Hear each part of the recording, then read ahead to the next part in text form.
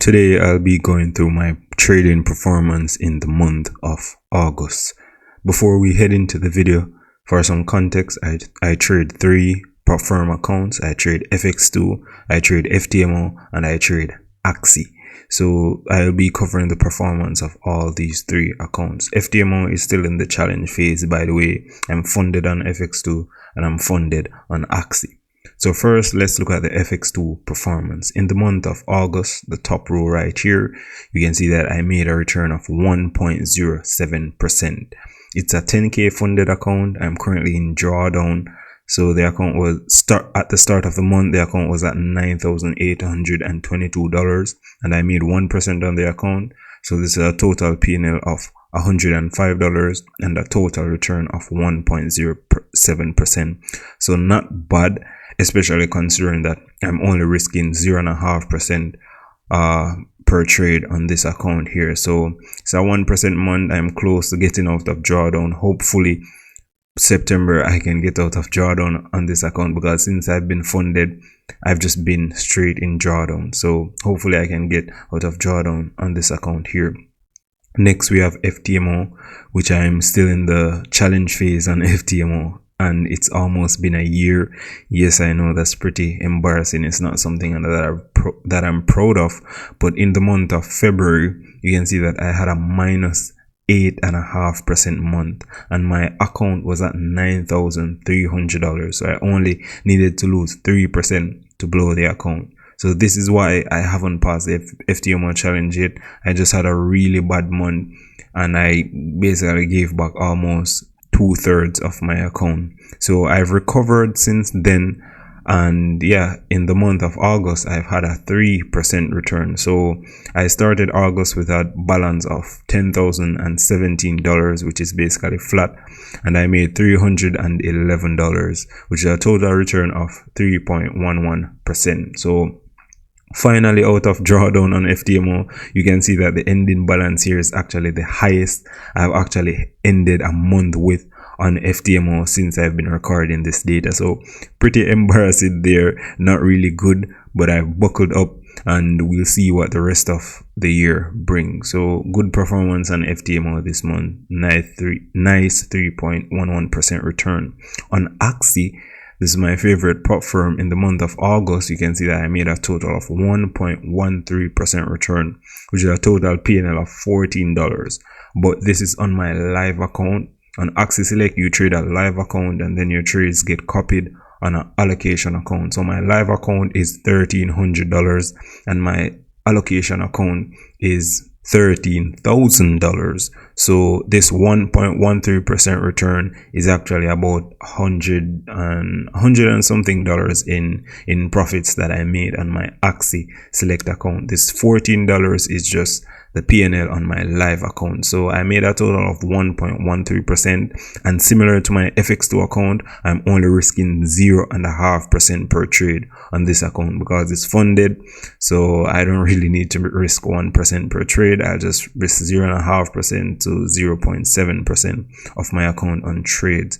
So this is why the return right here, it could actually be higher, but yeah, I'm risking less per trade. So the returns per month now will be about 1% to 1.5%, which I don't mind getting. So that's my performance there on Axie. I also had an okay month. So you can see that across all three of my accounts, I had a positive month.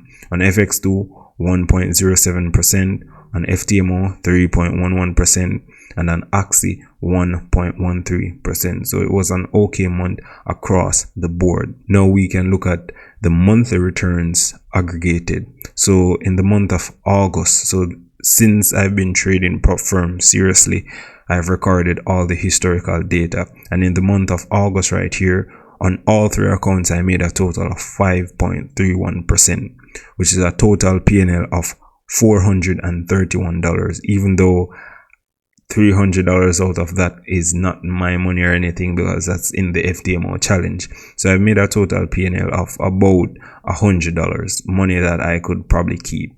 So it's a decent percentage return I try not to focus too much on the dollar amount. Yes, I know that $431 or $100 or whatever is not going to buy a Lamborghini, it's not going to buy a mansion, but I try not to focus on those stuff whenever I'm trading. What I try to look at is how my performance is today relative to how my performance was a few months ago. And a few months ago, you can see that on both accounts, I was mostly averaging 1.22%, 1.39%, 1.45%, and this is on 2 accounts.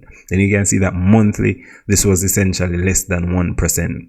And then since March, I've really improved on my trading strategy, my approach to the markets, my psychology. And March, things really took off in March. And you can see that I had a total return of 5% here, 6%. In May and June, I had 2 bad months. So in May, it was just a month where the markets just were not in my favor. And in June, I was doing mostly back testing. I took probably about 3 trades in June. And unfortunately, they were like 3 losers. So this is why I had a down month on June. And then July, I came back into the markets. I had my best month ever, 9.71%. And in August, this month, I had 5.31%. So it's about comparing yourself to your older self and not to others. You know, it's not about comparing myself to guys who I'm seeing passing 100k challenges, 200k challenges in like a day or a week or whatever, and showing thousands upon thousands of payouts, because you don't know the backstory.